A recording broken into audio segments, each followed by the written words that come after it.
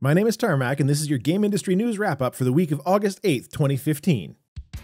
Blizzard Entertainment has announced the next expansion for the World of Warcraft titled Legion. Sargeras, Illidan, playable Demon Hunter class. It turns out all you have to do to get Blizzard to finally release the fan service expansion everybody wanted is to unsubscribe. WoW hit a low of 5.6 million subscribers, which hasn't been seen since the vanilla days. It's likely that when this expansion doesn't make WoW relive the glory days of subscription numbers, the next one will resurrect Arthas.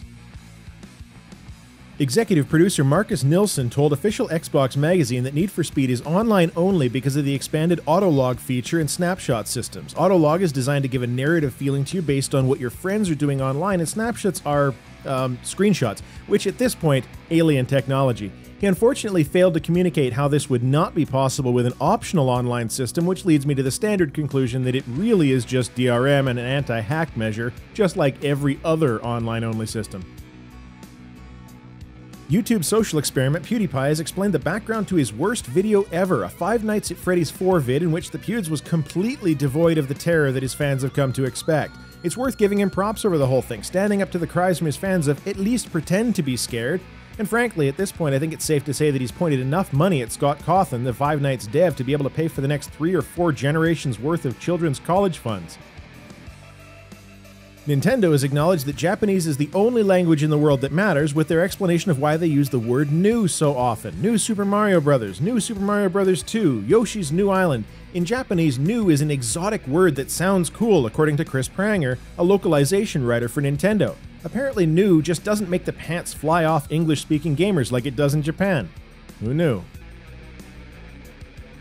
It turns out that despite the major issues at launch for Diablo 3, auction house drivel and such, the game has sold an astounding 30 million copies in the 3 years since it was released. There's still a ways to go before it'll surpass the combined 135 million copies of Tetris that are out in the wild though, and we thought that complexity in gaming was important.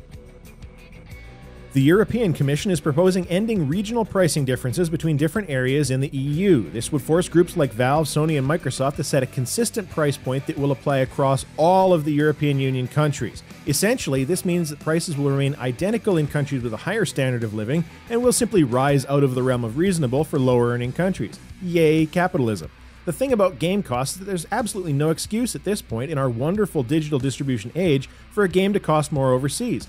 A packet of data does not cost more if it's sent to Europe than within North America. This is called greed and nothing more. Well, except for GOG.com, who doesn't do that nonsense and just prices everything the same across the board.